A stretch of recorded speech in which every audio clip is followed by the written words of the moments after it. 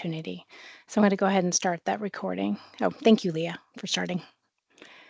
And let me share my presentation here and we'll get started.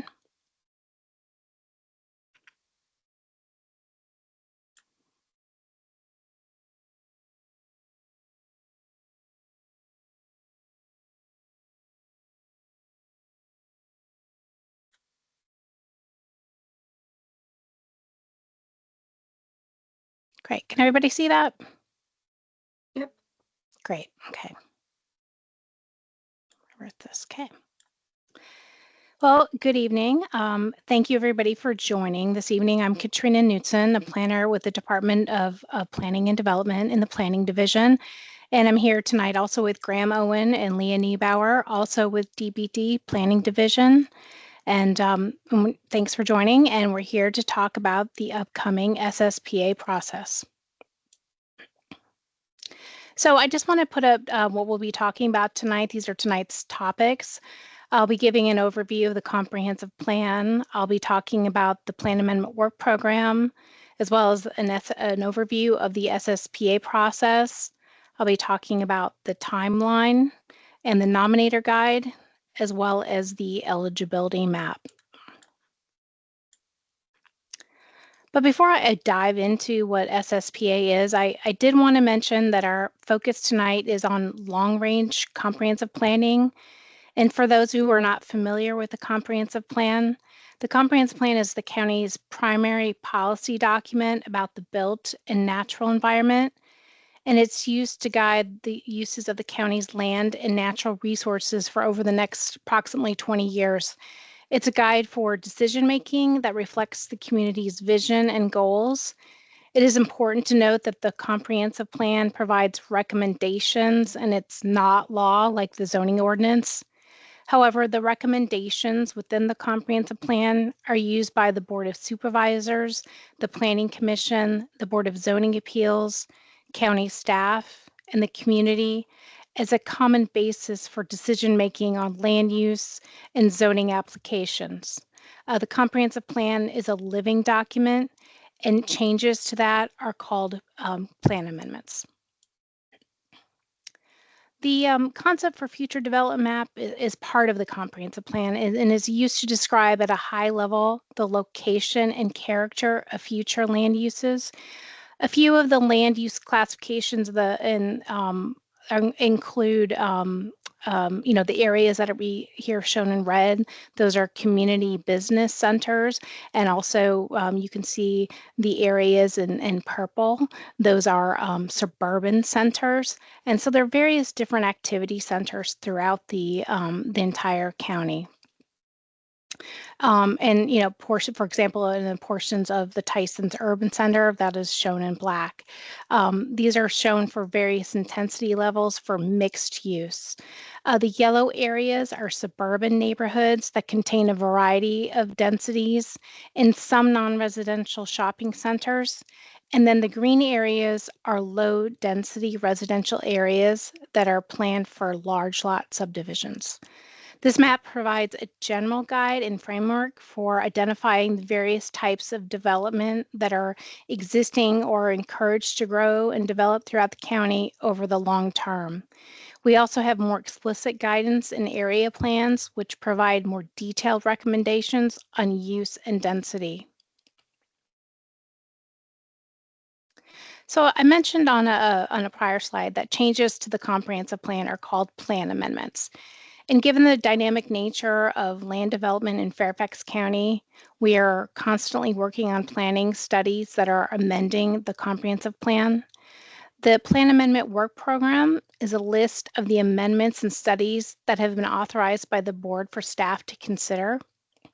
Items on the work program include countywide policy amendments, small area planning studies, site-specific amendments that are evaluated through the SSPA process, which is what we're talking about tonight. And then there are site-specific amendments that are authorized separately, which in the past we've referred to as out-of-turn plan amendments. Now, getting into the specifics of the SSPA process, this is a biannual countywide cycle for reviewing the site-specific proposals called nominations to change the comp plan's land use recommendations. The 2-year countywide cycle was a change adopted by the board 2 years ago, where previously the SSPA process had oscillated between reviewing nominations of the North or South County every 2 years. So this change established a more frequent countywide evaluation. The prior round began in the fall of 2022, and it resulted in the submission of 75 nominations, in part due to pent-up demand in certain areas, and in part due to a broader shift in the office and residential real estate markets. This time around, we don't anticipate the same volume of nominations with the upcoming round. So in preparation for the next round, we looked at the goals for the process, lessons learned from the prior round, and proposed a few relatively minor changes. And at recent committee meetings, the Planning Commission and the board indicated that they were generally happy with the process. So we are beginning to advertise the next round this fall by conducting outreach with the development industry, land use groups, and civic organizations, and the community at large, throughout the county, to let them know about the process and some of the minor changes. We'll be getting the next round of SSPA in mid-January 2025, with a target action on the new work program in May, which will allow for the majority of the active, those plan amendments that we're right now processing that are active. So those that are active in the 2022 cycle amendments to conclude before the next work program is adopted. So to provide a sense of where this project is in terms of the development process, this diagram illustrates the life cycle nature of the land development in the county. First, starting with the concept phase, which would be the site-specific plan amendment or an SSPA nomination. Then once the nomination is adopted into the work program, the plan amendment is in the planning stage, where we look at impacts and plan recommendations. And then the next stage would be for the applicant to submit a rezoning application to initiate the zoning or entitlement process. So the SSPA process consists of a 1-month nomination period where we accept nominations, in which anyone may submit a proposed changes to the comprehensive plan with the property owner's consent. Following the nomination period, the board approves the list of nominations that will be accepted into the process via an action item, and they can pull items that should not proceed at that time. Items that are accepted then proceed to screening, during which time staff conducts a high-level policy review of the nominations and conducts community meetings to obtain early input and provides recommendations on which items should be included on the work program and formally evaluated. The Planning Commission conducts workshops to review the nominations and then develops recommendations for additions and priority on the work program. And then the board adopts the new work program via an action item. Following the adoption of the work program is the evaluation phase, in which the proposed amendments are analyzed for impacts. They're brought back to the community for further review. And at this point, we usually refer to them as plan amendments. And then they're presented to the Planning Commission for a recommendation, and then to the board for a final decision. So here's our anticipated timeline. We met with most of the Planning Commission and board members over the summer to get their thoughts on the next round of the SSPA ahead of committee meetings. Today we're meeting with you to get your input on the SSPA process and to answer any of your questions. We discussed the work program and the SSPA with the Planning Commission and board's land use committees on September 26th and October 1st, respectively. And then from those meetings, there was an agreement on the process parameters that I've gone over, and we're beginning to advertise and inform people about the SSPA process and conduct further outreach to stakeholders, such as land use committees, to you tonight as well.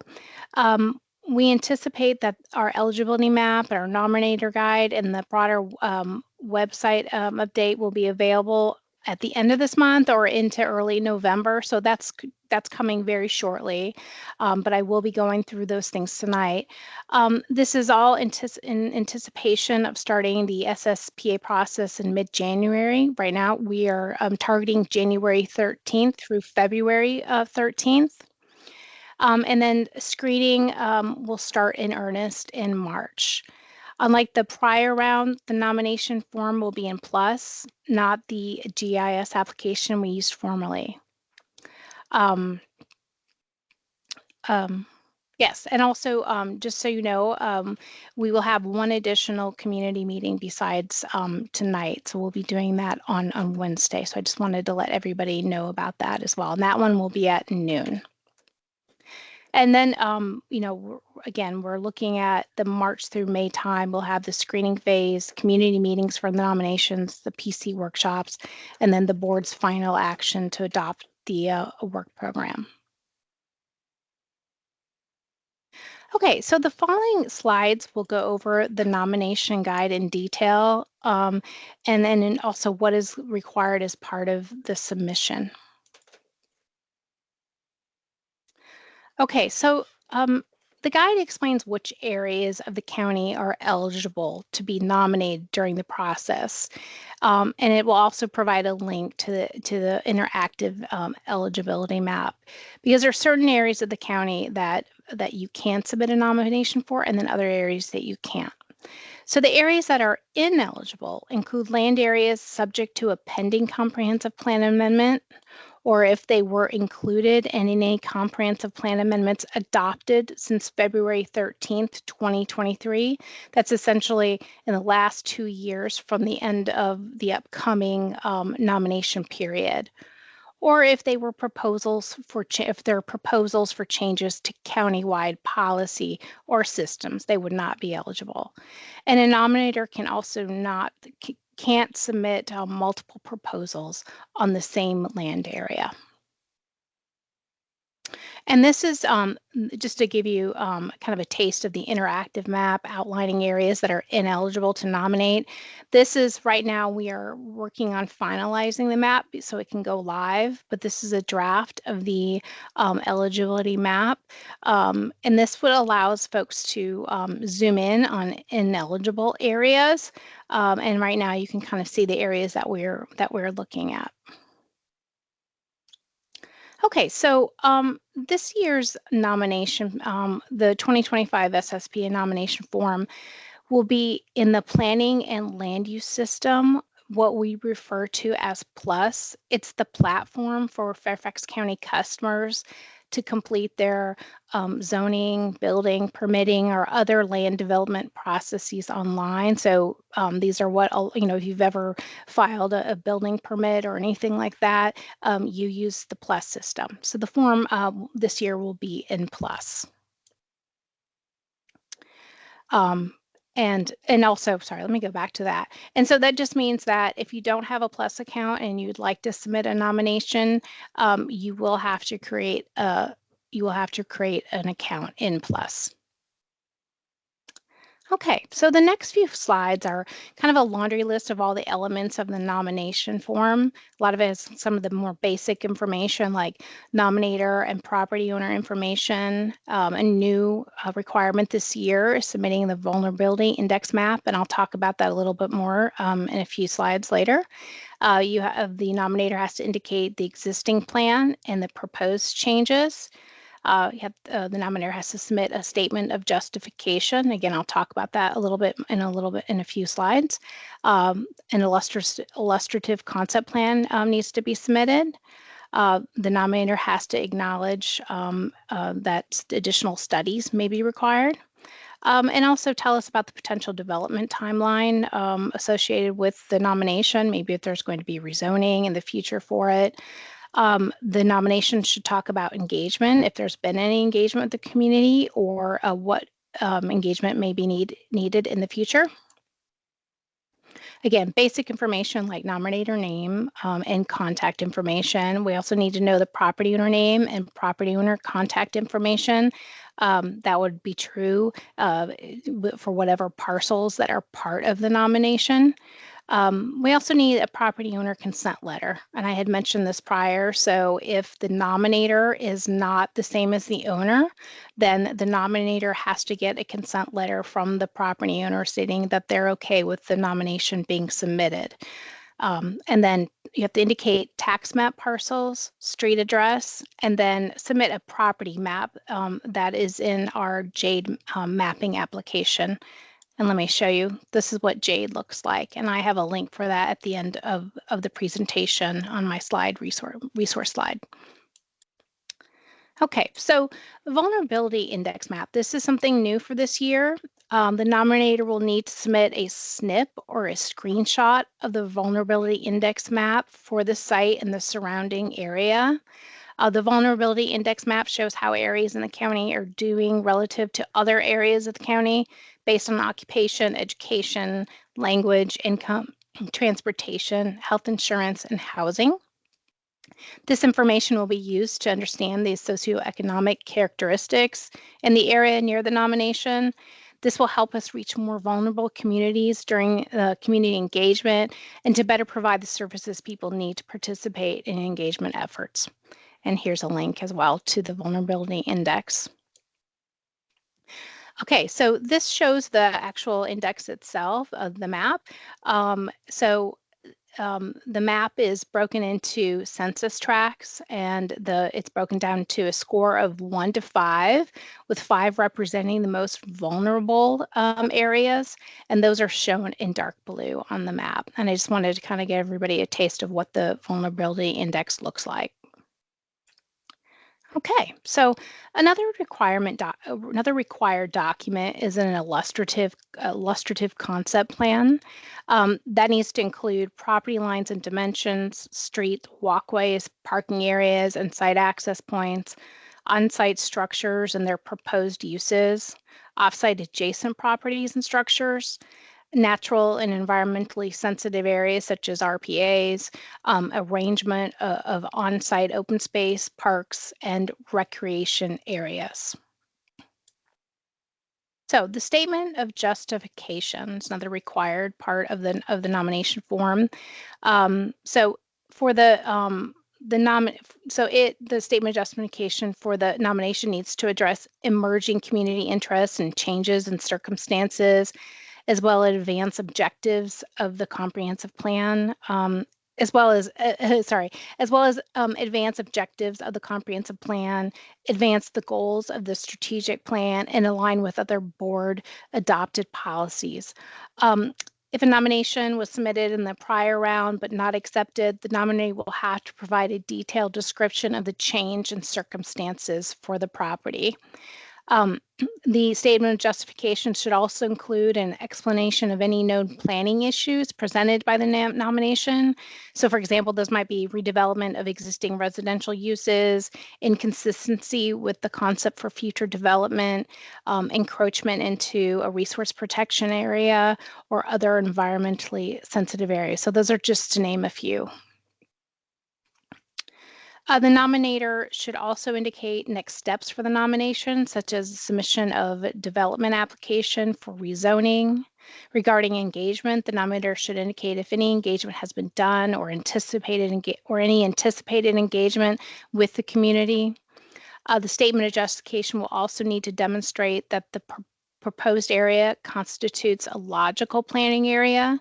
If the adopted plan recommendation for the nomination site is similar to surrounding areas, the surrounding area, basically answering the question, why should the nominated site be considered in isolation? Okay, so study acknowledgements. The nominator will have to acknowledge that additional information or studies may be required. And these include things like transportation studies, environmental studies. Those are like floodplain, resource protection area, environmental quality corridor delineations, noise studies, and et cetera. Also provide the nominator will need to provide information to determine consistency with, if applicable, consistency with the Affordable Housing Preservation Administration policy guidelines. And then also just an acknowledgement that the illustrative concept plans may need to be revised through the process. Okay, so after all the nominations are received, they will be prioritized into one of 3 tiers that we have on our work program. For nominations that are concurrent with rezoning applications, concurrency will be evaluated based on the initial plan amendment impact, review, prioritization, workload, and readiness of application. And just so to go through the tiers, so for tier 1, staff starts working on these first because these are obviously tier 1. They're prioritized. So we're working on these first, and then tier 2, staff works on these once resources free up and as nominators begin engaging on associated zoning cases. And then tier 3, these are our these are nominations or plan amendments that are in a deferred state until circumstances change. And I talked about this sorry, cannot say that word tonight, concurrency of review, that there'd be evaluated, based on initial plan amendment impact review. And then prioritization within districts. So revisions to a work program, will account for priorities within districts. All right. I'll go to questions in just 1 second. I have my contact information of my email as well as Leah's contact information here.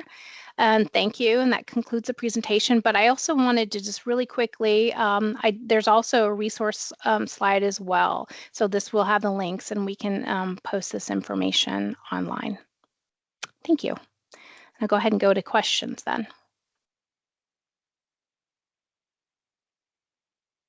Does anybody have any? Okay, anybody have questions? I'm gonna see if there's anything in the chat here. It's like Catherine has a Okay. question. Okay, Hey, you did. Catherine. Oh, okay. Looks like okay.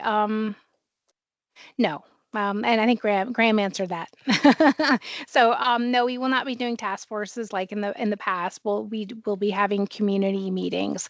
That's like in the last round of SSPA, we switched from the kind of task force model to just doing community meetings, and that's what we will do. And we found that worked really well, so we will continue doing that with this process. This round, I should say. Catherine, Okay. I saw that you're raising your hand. Did you have another question though? I think Carol has her hand up. Carol, do you want to go ahead and speak? Or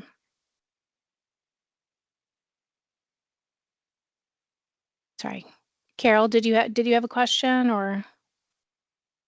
Okay. Well, we can come back to you. Let's see if anybody else had a question. I think that's it. All right. Anybody else? There's a comment in the chat. Okay. Okay. So the comment is, what is the evaluation criteria for concurrency? Okay. Sorry, Carol can't turn on her mic. Sorry, Carol. If you wanted to go ahead and put your question in the chat, if it's something that you could put in the chat, we can answer it as well. So for concurrency, one of the things that we're going to look at first is we're going to be, looking at we would like to first kind of evaluate the land use and see if that's something that we, before we proceed forward, to see if it's something that the land use in itself won't be problematic before it goes to rezoning. So that's what we're going to be looking at as far as it, it being able to be a concurrent processing. I don't know, Graham or Leah, if you have anything to add to that, feel free to jump in. Yeah, good question, Stephen. Good to see you. Yeah, I would just add that the concurrent cases are typically ones that are assigned to either a tier 1 or a tier 2 priority once the work program is set. And so tier 2 in particular, typically we will work with nominators to make sure that there is a sequence in terms of when the plan amendment starts going and you get that first round of comments like Katrina was describing. And that's really kind of focused on comp plan level land use analysis, just to make sure that the nominator and the applicant is informed about any potential big picture items that we might have regarding land use or density intensity. before they submit that zoning application. So hopefully that saves time and money. So we typically would recommend that nominators wait to submit an actual rezoning application until that initial round of land use has concluded. We call it pre-staffing, for lack of a better word. But that would take place once a nominator's told us that they're ready to start rolling on that. So it's kind of on a case-by-case basis, but in terms of the actual evaluation criteria, we would use the same criteria that we'd have for each plan amendment, and then we also have evaluation criteria for the rezoning. So we just combine those and try to mesh a schedule together based on where each nomination is. Okay, so let's see. I'm going to go to maybe just to Carol because her comment in the chat, just because she had her hand up. Is there someplace on the website to see the status of applications? Sorry, applications from previous SSPA process, especially those that were deferred. Yes. So anything that made it onto our work program that then became a plan amendment is on our work program. And our work program is actually, it also shows whether a plan amendment is on tier 1, tier 2, or tier 3. And again, tier 1 being those that are prioritized. Tier 2 is either, it's like kind of when resources come available, or it's a concurrent rezoning application. And then tier 3 are those things that are at the moment deferred. We're either waiting for various different circumstances, waiting for additional information, or honestly, it's just not. It's not a priority. It's not as much of a priority as something on tier 1 or tier 2. Let's see here. Then I'll go up to Catherine. Studies such as transportation, will the county pay for those that are nominated by citizens? I would say we typically do a kind of a particular level of review on all of the nominations. So we will do what we refer to as trip generation for each of the nominations. Now, if something required more in-depth transportation analysis, I can't say that. Usually the county will pay for transportation analysis. Oh, let me stop sharing, y'all. I'm sorry. I just realized that. We will pay for transportation analysis when it's part of a larger study. And then so that's basically either we've grouped nominations together or we've identified areas that need study on the whole. And those tend to be very more expensive, more in-depth studies. So that's when the county will go ahead and pay for those. Now, on a site-specific basis, we typically do not pay for those studies, but we do transportation analysis. We do trip generation, and we also look at bicycle and pedestrian level of comfort, et cetera. Okay, so Katrina, if I could add just one more Sure. thing. Catherine, one additional thing that we have done in the past, we're actually doing it right now for a citizen-nominated SSPA, is if they're smaller in particular, we have in some instances assisted nominators with the illustrative concept plan, because since that's a submission requirement, and we recognize that not all citizens, even if they have great ideas, have just the resources or the ability to submit an illustrative concept plan. But it's really important to have that when we're going out and doing the community engagement, so people have an understanding of how a site could potentially be developed and what that might entail.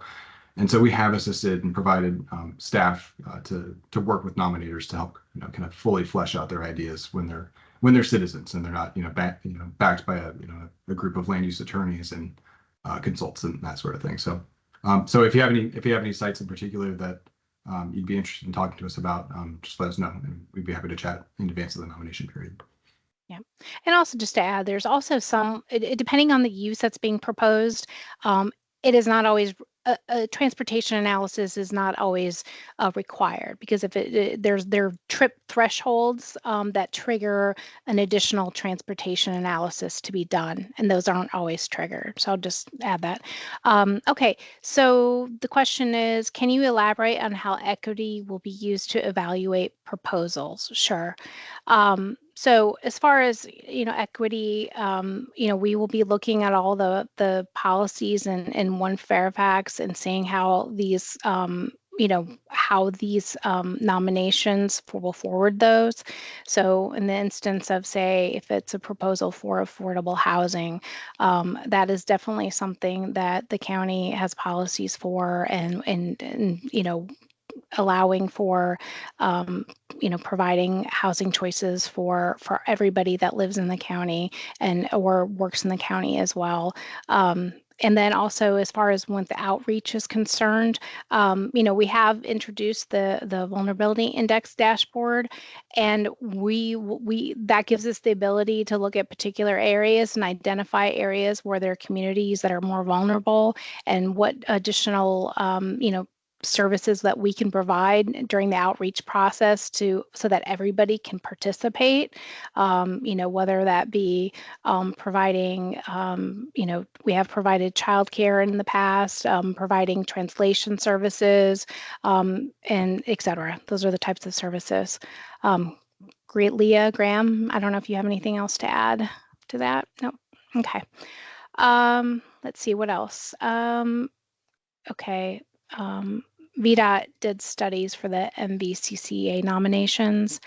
I don't know, Graham, if you want to speak to that. I'm not as familiar with those. Catherine, do you know if that was back during the APR days? Because I would say the analysis that we require for plan amendments once they're on the work program has grown, and it's more of a multimodal approach these days. So if there's some specific thoughts about how MVCCA could participate and what's what kind of the newer requirements are, we'd be happy to touch base with you. But our own FCDOT does do a trip generation analysis and can also assist with the the multimodal assessment of the network. It's really only the additional analysis that would be required for looking at VC ratios or level of service. That's the part that Katrina was describing. Typically, we can't do on our own.